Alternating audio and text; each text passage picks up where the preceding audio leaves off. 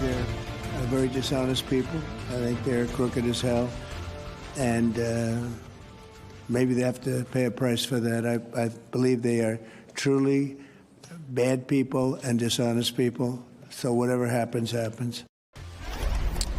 Hi again, everybody. It's now 5 o'clock in New York. Those comments made by Donald Trump about former FBI Director Jim Comey and former Director of the CIA John Brennan land a little differently after the series of political indictments of several of Donald Trump's critics, including that of Jim Comey himself. Months after those comments and a referral by CIA Director John Ratcliffe comes a renewed push from House Republicans to prosecute John Brennan. In a letter to Attorney General Pam Bondi, Congressman Jim Jordan referred Brennan for prosecution over statements he made to Congress about the use of a now discredited dossier alleging ties between the Russian government and Donald Trump, claiming that Director Brennan lied in testimony about the use of the dossier in assessments about Russian meddling in the 2016 election.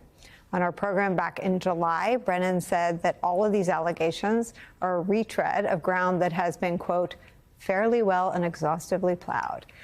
And he is right. Marco Rubio and Special Counsel John Durham, who was appointed by Trump's hand-picked Attorney General Bill Barr, feel the same way. Durham spent 4 years and $6.5 million and found no criminal wrongdoing on Director Brennan's part. Neither did that Rubio-led investigation by the Senate Intelligence Committee, of course, chaired by the guy who's now Donald Trump's Secretary of State. He boasted at the time of the release of his report, quote, no probe into this matter has been more exhaustive than his. Congressman Jamie Raskin, the top Democrat on the House Judiciary Committee, said this in a statement, quote, committee Republicans are dredging up old testimony from Trump foes, even when the statute of limitations has already run, in the hopes of finding something, anything, that could please their boss, Donald Trump. The allegations of lying are flimsy, slipshod, and contradictory. A new chapter in Donald Trump's efforts to pursue one of the key investigators of Russia's attack on the 2016 presidential election in this country is where we start the hour. So, new tactic, same story. What is your response to Jim Jordan getting in the action? Well, it's clear that that's exactly what he's doing. He's trying to get into the action of Trump's revenge tour. As I've said several times on this program, as well as in congressional testimony, I've cooperated with all of these inquiries and investigations of the government. I have explained exactly what transpired during the Russian interference in the 2016 election. And Jim Jordan now, I think, is trying to twist my words and misrepresent and mischaracterize the facts as a way to play to and be a supplicant to Donald Trump, which is why he's making this referral now to the Department of Justice. But as you pointed out, I've said before, this ground has been retread and plowed numerous times. And I even wrote about it in my memoir, exactly what happened there. Why, oh why, would I have any motivation to not tell the truth to Congress about this? Because it's already a matter of public record. Well, and you've been investigated by some of the closest allies to Donald Trump. Marco Rubio now has a couple of jobs in his administration.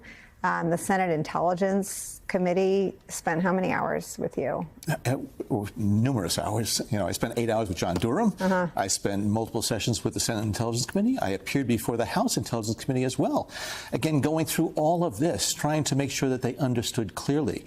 But clearly, Jim Jordan wants to be able to satisfy Donald Trump in terms of going after Donald Trump's critics, which I am one of. And I have been outspoken when I see that Donald Trump is doing things wrong. So, again, it's as unsurprising as it is ludicrous in terms of this referral that he's made to the Department of Justice. And so I am prepared to respond in whatever way I need to say that these are fallacious charges, that the record is there. I have consistently and clearly explained exactly what I did, the actions I took, and what happened during this 2016 presidential election. Why do you think Trump is so obsessed with rewriting the history of his win in 2016? I think you'd have to ask him, and I know he's not going to appear on your program, but clearly he is a very, very sensitive and insecure individual. I think he believes, maybe with some justification, that Russian interference in that election did help him be victorious. And so he's trying to discredit the assessments that were done, the intelligence that is there. He continues to go back at this, and that's why they keep talking about the Russia hoax, the Russia hoax.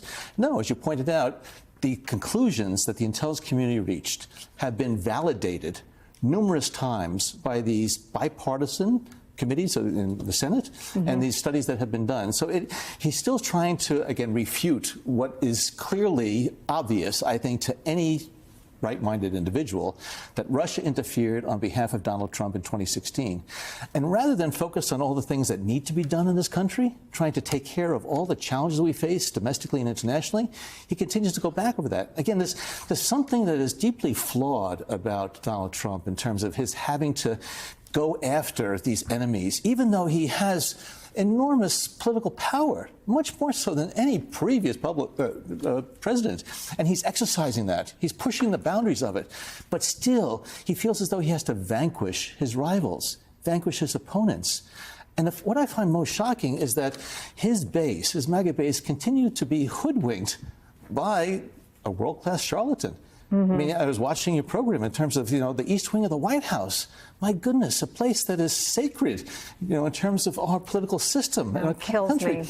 Yeah. And they're allowing him to do this. And it's just one more symbol of his tearing down all the things that have made this country great for so many years. The types of actions that he's taking against undocumented workers here, tearing families apart, going after Medicaid recipients, the types of things that, again, it seems so inconsistent with American values. And he should be really addressing the cost of living issues, other types of things, as well as on the international stage, whether you're talking about cyber threats or the China threat or Ukraine and other things. Why he continues to focus on this, I think, is just beyond me. One of the things that is a hallmark of this term is that Putin seems even more committed to publicly embarrassing Donald Trump. There seemed to be a dance between the two of them from the outside. Again, not even his own advisors knew everything that happened in the first term. But after meeting with Donald Trump and after talking with Donald Trump, Putin has unleashed some of the most lethal and brutal attacks against Ukraine, in some instances targeting the civilians. Just as someone who understands America's adversaries, why do you think Putin is humiliating Trump so publicly this time? I think because some of the things that Trump has said publicly, and the fact that Trump has said publicly that he's going to sort of resolve this conflict, and the things he said that, Ukraine should get back territory, whatever. Putin is determined to be able to swallow up as much of Ukraine as possible. He's not going to give in to Donald Trump. And I think he realized when they met in Alaska that Donald Trump really doesn't have a viable plan to be able to resolve this conflict. He's just going to try to use his influence or sway and the might of the United States. But Vladimir Putin is not going to budge from his determination again to take as much of that territory as possible. And he feels as though he can outlast Trump, because Trump will go back and forth, depending on the latest, whim that he has. He's going to favor Russia or say he's going to support Ukraine or whatever.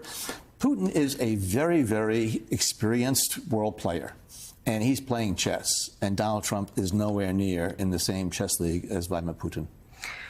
When you hear something or there's a new development on the efforts to target you and harass you, what do you do? Do you sort of gird yourself for a call from your lawyer that DOJ has been in touch? I mean, because if you watch the Comey indictment and you watch Tish James, like, they will cross lines that even Trump didn't cross in the first term. What are you prepared for? Well, when these things happen, I certainly get mad, I get angry. I also get sad that this is the state of our country and the state of our politics these days. The fact that, individuals like a Jim Jordan are going to go after somebody. I served nearly 3.5 decades in public service, a lot involved in counterterrorism in the aftermath of 9/11. They don't care about doing things like this to destroy individuals, to go after me, to hurt me and my family and others. And so, I'm saddened by what has happened. Sometimes I'm dispirited and disheartened. At the same time, I feel motivated to be able to stand up.